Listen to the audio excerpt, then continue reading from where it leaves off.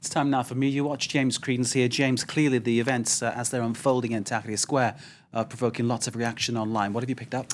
All right, well, it's been interesting this evening, Mark. One of the most recent tweets here is from somebody with the handle Bilal, and she's saying that it's extremely packed in Tahrir Square, as the pictures you've been showing tonight show. It can hardly move, air is tense and yet oddly festive. So that's, I suppose, the most recent... Festive, according to her. I suppose it depends on where these people are actually reacting from, because on some of the side streets... But just to remind people who might just be coming to this fresh, there's been reports of more than 30 people killed so far in the moves and protests around Tahrir Square. That's right, and indeed on some of the side streets, you will see in a second, there are some tweets that should paint quite a different picture. There's been a lot of reaction to the announcement that the government is to resign. People saying, look, this is designed to divide the protesters, make people say, there, you have got what you wanted, because a lot of this anger is directed against the military council, which is not the government in place. The military council, the so-called SCAF, is due to oversee this transition towards elections. Another person here also very cynical about this resignation that was announced this evening of the cabinet.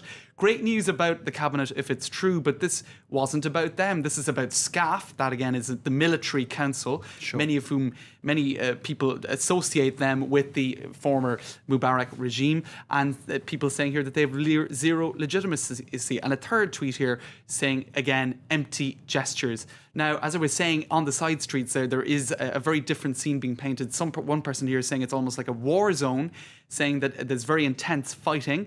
Another report here, and of course, it's always worth saying with Twitter that these are not confirmed reports. This is just what people on the ground perceive, and so it has to be taken with a little bit of caution. But somebody here is saying live bullets are being used now in Mohammed Mahmoud. That's a street leading to Tahrir Square. I mean, the thing is, of course, we have a team there. We're going to bring us live reports, and obviously looking at things as well. So clearly we can confirm certain aspects, but what we're getting here, of course, is from a different perspective, and it's obviously from people who are there. Right, and another person here saying that there is a lot of tear gas being used, a number of different tweets. I have to say, a lot of tweets saying that, and some actually going so far as to say that it's not tear gas, it could well be nerve gas. Now, nerve gas, if you look it up online, is banned by international law, and some people here are actually talking about Egyptian media saying that this is nerve gas, forbidden internationally, and a reference to the former Interior Minister, El Asawi, saying that he needs to face crimes against humanity. Now, of course, all of this is just the impressions that people have on the ground. It's not confirmed, but a lot of people saying that this gas that they are experiencing is much stronger than the typical effects of tear gas. Nerve gas, as you've pointed out there, clearly they will face further prosecution and investigation, and certainly the number of people who die and get seriously injured is going to rise. Absolutely, and those numbers are alarming, going isn't it? Up and up all the time. Alarming. Now, another thing, Mark, that is interesting to look at tonight online is the amount of organisation we're seeing. People. This is a photo of a group opening up a channel for motorbike ambulances to come out in and out of Tahrir Square.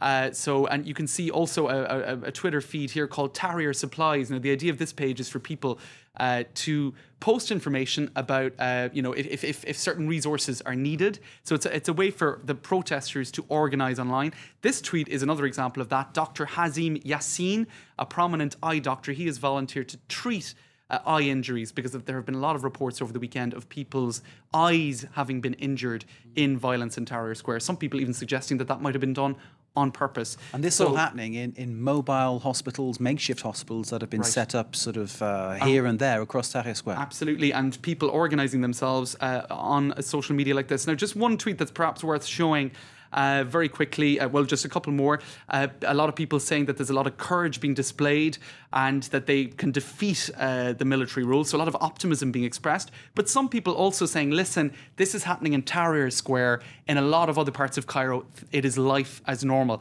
One other tweet said that it was a tale of two cities, and it goes on as usual for most Cairenes. Life as normal. So life is normal in some parts of Cairo, but it looks like it's a different picture around Tahrir Square as the pictures we've been seeing tonight say or tell. James Creedon, thank you very much indeed. Mark. James Creedon there with Media Watch.